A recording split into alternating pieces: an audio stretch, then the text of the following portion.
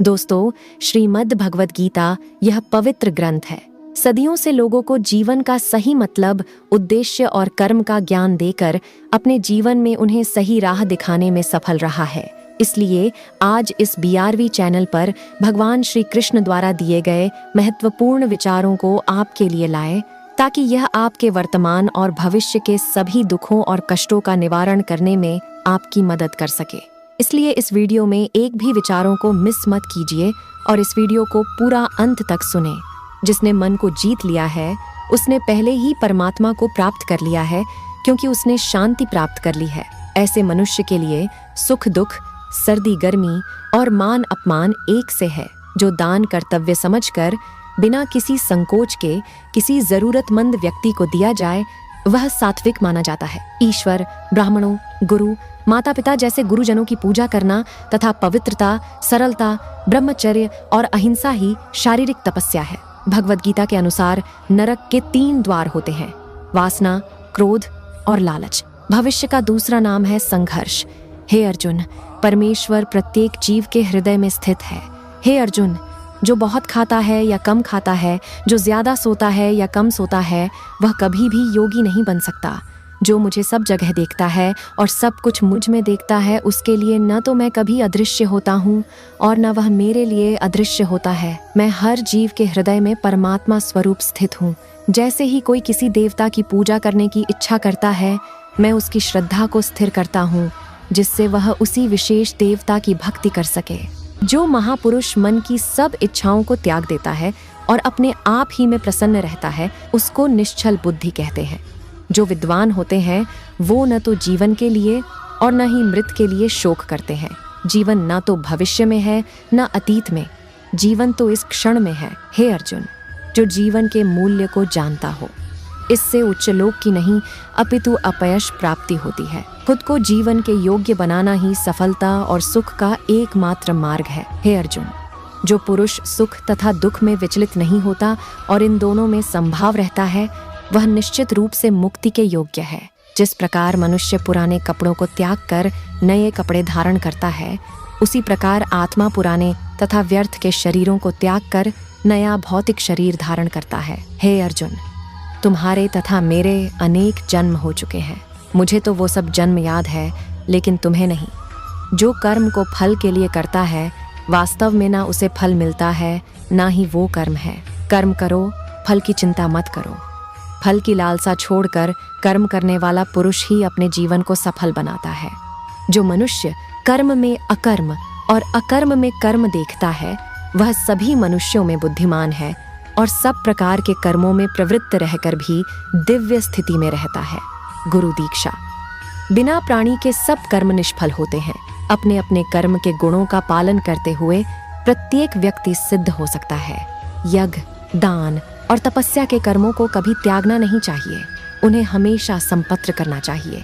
हे अर्जुन, जो बुद्धि धर्म तथा अधर्म, करणीय तथा अकरणीय कर्म में भेद नहीं कर पाती, वह राजा के योग्य है। जो पुरुष न तो कर्म फल की इच्छा करता है और न कर्म फलों से घृणा करता है, वह सन्यासी जाना जाता है।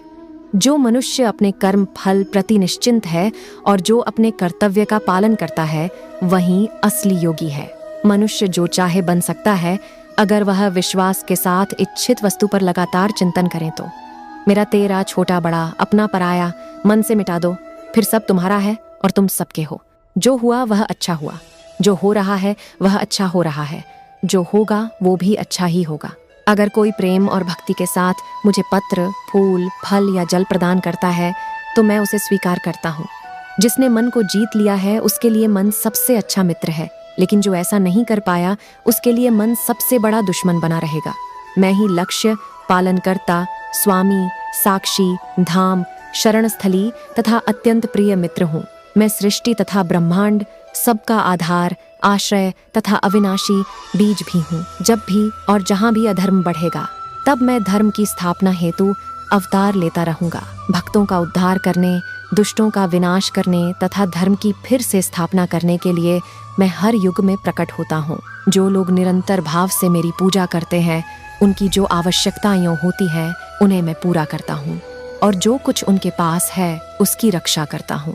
हे अर्जुन, मैं वह काम हूँ जो धर्म के विरुद्ध नहीं है। हे अर्जुन, जो मेरे आविर्भाव के सत्य को समझ लेता है वह इस शरीर को छोड़ने पर इस भौतिक संसार में पुनर्जन्म नहीं लेता, अपितु मेरे धाम को प्राप्त होता है। हे पार्थ, जिस भाव से सारे लोग मेरी शरण ग्रहण करते हैं उसी के अनुरूप मैं उन्हें फल देता हूँ। हे अर्जुन, धन और स्त्री सब नाश रूप है, मेरी भक्ति का नाश नहीं है। डर धारण करने से भविष्य के दुख का निवारण नहीं होता है, डर केवल आने वाले दुख की कल्पना ही है। हे कुंती पुत्र, मैं जल का स्वाद हूँ, सूर्य तथा चंद्रमा का प्रकाश हूँ, वैदिक मंत्रों में ओंकार हूँ, आकाश में ध्वनि हूँ तथा मनुष्य में सामर्थ्य हूँ। दोस्तों, इससे पहले कि हम अगले विचार पर जाएं, अगर अभी तक आपने श्री कृष्ण भगवान द्वारा दिए गए विचारों से कुछ भी सीखा हो तो कमेंट में हमारे भगवान श्री कृष्ण के लिए जय श्री राधे अवश्य लिख दीजिए और वीडियो को लाइक करें। चैनल को सब्सक्राइब करके नोटिफिकेशन आई कान को ऑल पर सेलेक्ट कर लीजिए। अनेक जन्म के बाद जिसे सचमुच ज्ञान होता है वह मुझको समस्त कारणों का कारण जानकर मेरी शरण में आता है। ऐसा महात्मा अत्यंत दुर्लभ होता है। हे अर्जुन, श्री भगवान होने के नाते मैं जो कुछ भूतकाल में घटित हो चुका है, जो वर्तमान में घटित हो रहा है और जो आगे होने वाला है वह सब कुछ जानता हूँ। मैं समस्त जीवों को भी जानता हूँ, किंतु मुझे कोई नहीं जानता। जो व्यक्ति निरंतर और अविचलित भाव से भगवान के रूप में मेरा स्मरण करता है वह मुझको अवश्य ही पा लेता है। जो लोग हृदय को नियंत्रित नहीं करते हैं उनके लिए वह शत्रु के समान काम करता है। जो सब प्राणियों के दुख सुख को अपने दुख सुख के समान समझता है और सबको समभाव से देखता है वही श्रेष्ठ योगी है। हे अर्जुन, क्रोध से भ्रम पैदा होता है, भ्रम से बुद्धि व्यग्र होती है, जब बुद्धि व्यग्र होती है तब तर्क नष्ट हो जाता है, जब तर्क नष्ट होता है तब व्यक्ति का पतन हो जाता है। प्रत्येक बुद्धिमान व्यक्ति को क्रोध और लोभ त्याग देना चाहिए क्योंकि इससे आत्मा का पतन होता है।